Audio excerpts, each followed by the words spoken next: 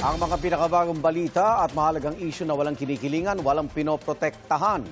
Noon at ngayon, serbisyong totoo ng GMA News.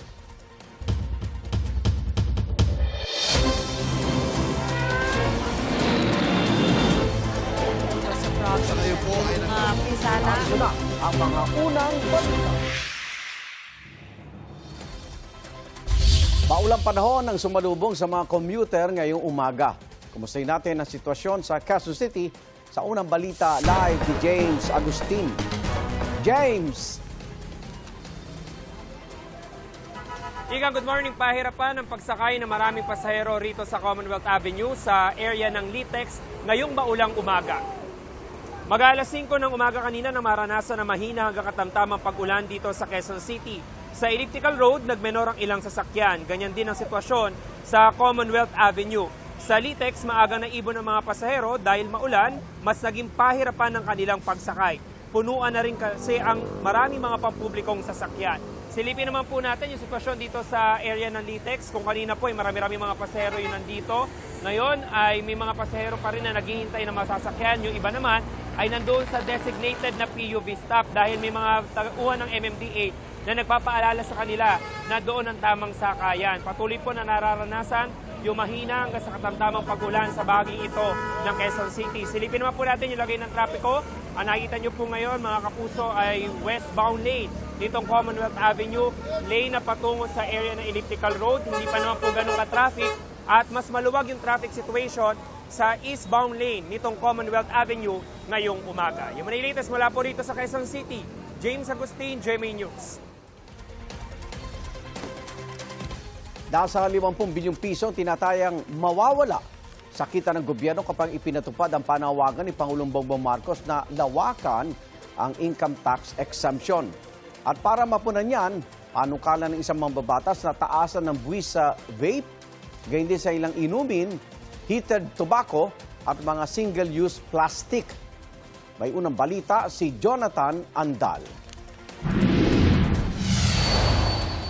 Sa ikalimang State of the Nation address ni Pangulong Bongbong Marcos, isa sa mga hiniling niya sa Kongreso ang pagpasa ng batas na magpapalawak sa exemption sa income tax. Isasama na natin ang mga kumikita ng hindi lalagpas sa 350,000 pesos kada taon.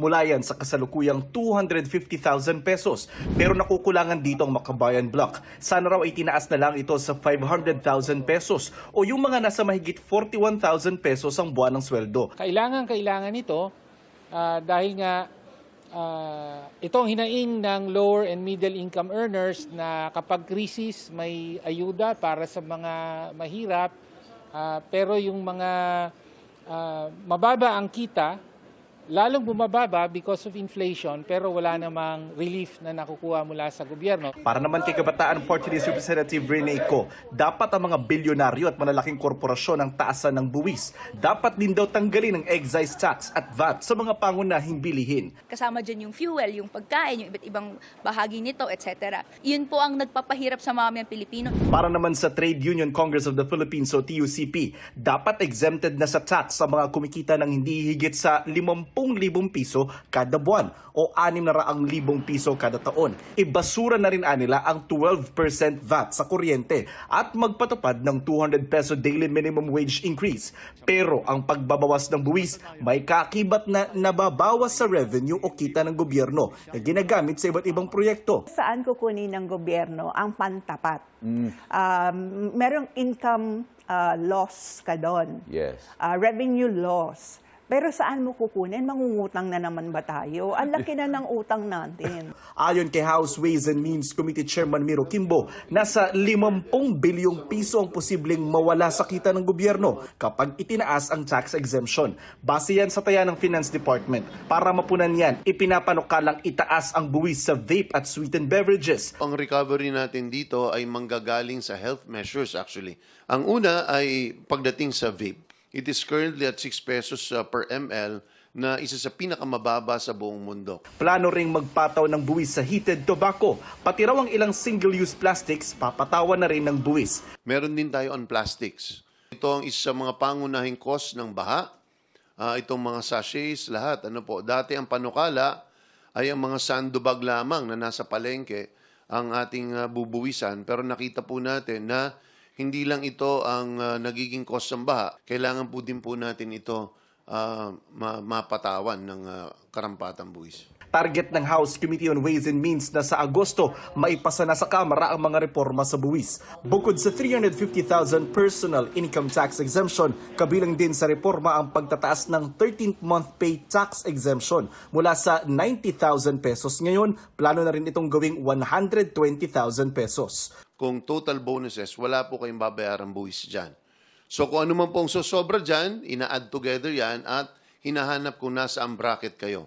If all of that, hindi ka pa rin kayo lalagpas ng 350, you are going to be exempt entirely. Para sa unang balita, Jonathan Andal, GMA News. Pinasasagot ng Ombudsman si dating House Speaker Martin Romualdez sa rekomendasyon ng Special Panel of Investigators. Nakasuhan siya ng plunder, graft, direct at indirect bribery at money laundering kaugnay sa questionableng flood control projects.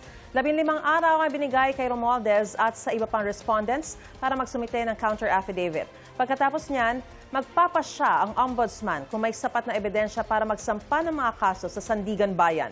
Ang pagsasampa ng kaso laban kay Romualdez ay binanggit ng Pangulo sa kanyang State of the Nation address nitong Lunes. Sagot dyan ni Romualdez, wala siyang ginawang anumang labag sa batas at handa raw siyang patunayan ito.